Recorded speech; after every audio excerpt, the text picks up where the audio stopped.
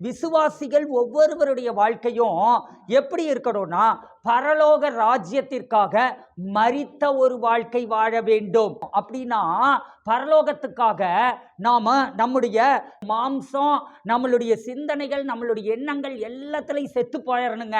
இயேசுவுக்காக வாழ்கிற ஒரு வாழ்க்கை. ஹல்லேலூயா. எல்லாரையும் அப்படியே கரங்களை உயர்த்தி ஆண்டவர்கிட்ட ஒப்பு கொடுத்து சொல்லுங்க, ஆண்டவரே நான் வாழ்கிற இந்த வாழ்க்கைய உங்களுக்கு ஒப்பு கொடுக்கிறேன் ஆண்டவரே.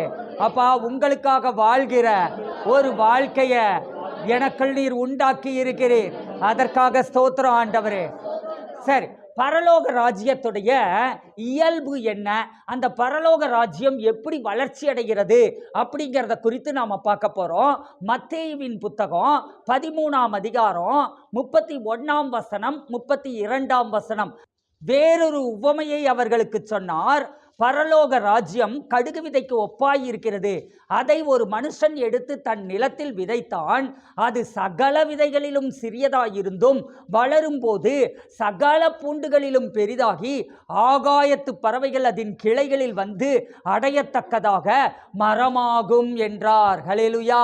சரி, ஓகே.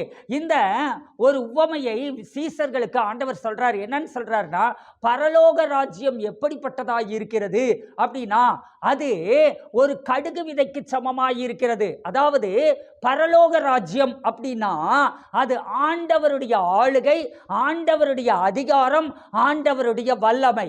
அந்த பரலோகத்தின் ஆளுகையும் ஆண்டவருடைய ஆளுகையும் வல்லமையும் அவருடைய அதிகாரமும் அது இந்த பூமியிலே ஸ்தாபிக்கப்பட வேண்டும். ஹல்லேலூயா.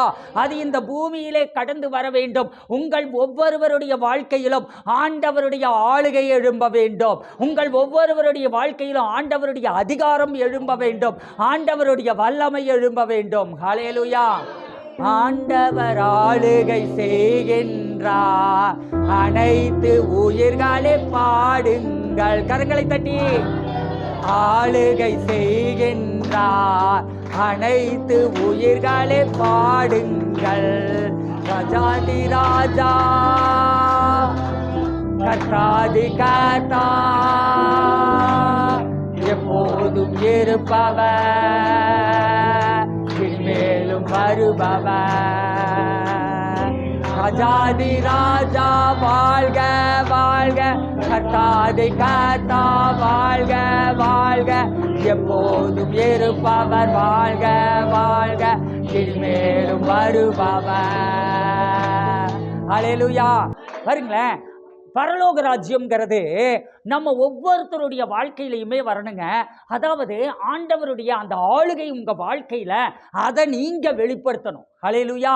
அதே மாதிரி ஆண்டவருடைய வல்லமையை நீங்கள் வெளிப்படுத்தணும், ஆண்டவருடைய அதிகாரத்தை நீங்கள் வெளிப்படுத்தணும். இதுதான் பரலோக ராஜ்யத்தினுடைய இயல்பு. பரலோகம் உங்களுக்குள் வந்திருக்கிறது. ஹல்லேலூயா.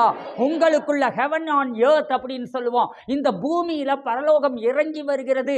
அப்படின்னா இந்த பூமியில் இறங்கி வர்றதில்ல, நமக்குள்ளே பரலோகம் எழும்புகிறது. ஹல்லேலூயா.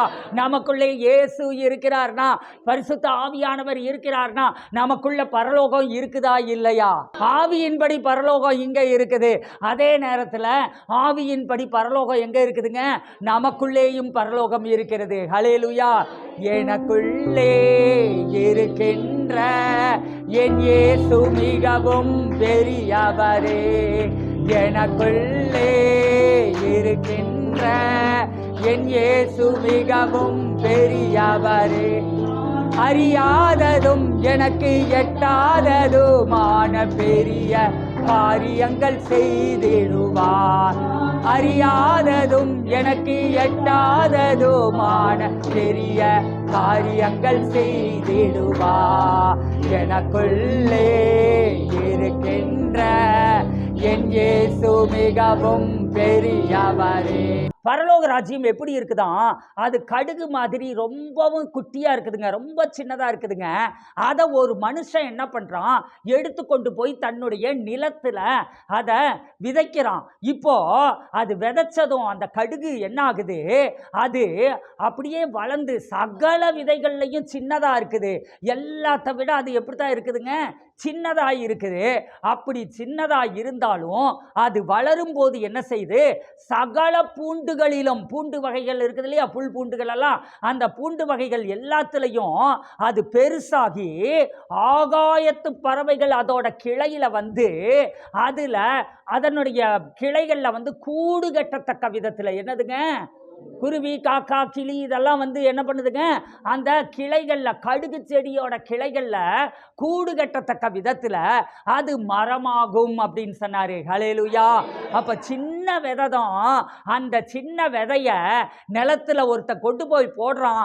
அப்படி போடும்போது அது அநேக பறவைகளுக்கு அடைக்கலமாய் மாறுகிறது அப்படின்னு சொல்லிட்டு ஆண்டவர் என்ன பண்ணாருங்க, ஒரு உவமையை ஜனங்களுக்கு அவர் சொல்லுகிறார். கடுகு விதை எப்படி இருக்குது, ரொம்ப சின்னதா இருக்குது அப்படிங்கிறது என்ன அப்படின்னா, அது ஒரு சிறிய துவக்கம்ங்க, ஒரு அற்பமான ஆரம்பங்க. இப்போ பரலோக ராஜ்யம் முதல்ல என்ன ஆகுது, இயேசு மூலமா இங்க இறங்கி வருது. அப்ப இயேசு கிறிஸ்து இந்த பூமியில கடந்து வருகிறார். அவர் 3.5 வருஷம் ஊழியம் பண்றாரு.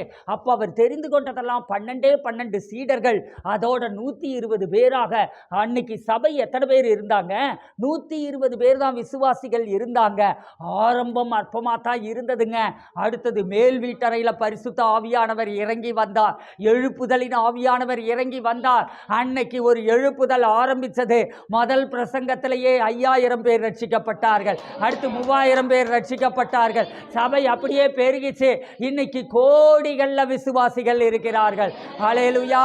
அப்போ கடுகு விதை சின்னதுதான், பரலோக ராஜ்யம் சின்னதுதான், அது ஒரு சின்ன துவக்கம் தான். ஆனா அது எப்படி பெரிய மரமாகுதோ, அந்த மரத்துல ஆகாயத்து பறவைகள் வந்து தங்கி கூடு கட்டிக்குதோ, அப்படி தாங்க பரலோக ராஜ்யம் என்ன பண்ணுதுன்னா, அது வளர்ந்து பெருகி அது அநேகருக்கு அடைக்கலமாக மாறுகிறது. ஹல்லேலூயா. இளைப்பாறுதல் இல்லாம அலைந்து திரிகிற ஜனங்களுக்கு பரலோக ராஜ்யம் தான் ஒரு அடைக்கல பட்டணமாய் இருக்கிறது. ஹல்லேலூயா. இந்த உலகத்துல நம்பிக்கை இல்லாத ஜனங்கள், வேதனையோடு இருக்கக்கூடிய ஜனங்கள், பிரச்சனையோடு இருக்கக்கூடிய ஜனங்கள், வியாதியோடு இருக்கக்கூடிய ஜனங்கள், பிரிந்து வாழ்கிற ஜனங்கள், இப்படி ஏராளமான ஜனங்கள் உண்டு. இந்த எல்லா ஜனங்களுக்கு ஒரே ஒரு அடைக்கலம், ஒரே ஒரு நம்பிக்கை என்ன அப்படின்னு பார்த்தீங்கன்னா, பரலோக ராஜ்யம் தாங்க. பரலோக ராஜ்யம்னா அதுதாங்க சபை. ஹல்லேலூயா. அப்போ பரலோக ராஜ்யம் சபை தான். எல்லா கைவிடப்பட்டவர்கள், ஒதுக்கப்பட்டவர்கள், வியாதியஸ்தர்கள் எல்லாருக்குமே, தரித்திரர்கள் எல்லாருக்குமே அடைக்கலமாய் இருக்கக்கூடியது சபைதான். இளைப்பாறுதல் இல்லாமல் அலைந்து திரிகிறவர்களுக்கு நீதான் அடைக்கலமாய் இருக்கிறாய். ஹல்லேலூயா. நீங்க தாங்க இளைப்பாறுதல் இல்லாதவர்களுக்கு இளைப்பாறுதலை கொடுக்கக்கூடியதான ஒரு அடைக்கலமாய் இருக்கிறீர்கள். ஏன்னா நீங்க தான் சபை. பரலோக ராஜ்யம் உங்களுக்குள் தான் இருக்கிறது. ஹல்லேலூயா. சொல்லுங்க, ஆண்டவரை பார்த்து சொல்லுங்க, ஆண்டவரே, நான் அநேக ஜனங்களுக்கு என்ன நீங்க அடைக்கலமாய் வைத்திருக்கிறீர், அதற்காக நன்றி ஆண்டவரே. நான் அநேகரை ஆற்றுகிறேன், அநேகரை தேற்றுகிறேன், அநேகரை பலப்படுத்துகிறேன், அநேகரை கர்த்தருடைய ராஜ்யத்திற்குள் கொண்டு வருகிறேன். ஹல்லேலூயா. கடுகு விதையை ஒரு மனுஷன் எடுத்துட்டு போய் எங்க விதைக்கிறான், நிலத்துல விதைக்கிறான். இந்த கடுகு விதையை விதைக்கக்கூடிய மனுஷன் யாருன்னா, விசுவாசி தான் கடுகு விதையை விதைக்கக்கூடிய மனுஷன். நீங்க தான் அந்த பரலோக ராஜ்யத்தை விதைக்கக்கூடிய மனுஷர்கள். இந்த பரலோக ராஜ்யம் யார் மூலமாக பரவ முடியும் அப்படின்னா, உங்க மூலமாகத்தான், விசுவாசிகளின் மூலமாகத்தான் பரலோக ராஜ்யம் இந்த பூமியில பரவ முடியும். ஹல்லேலூயா.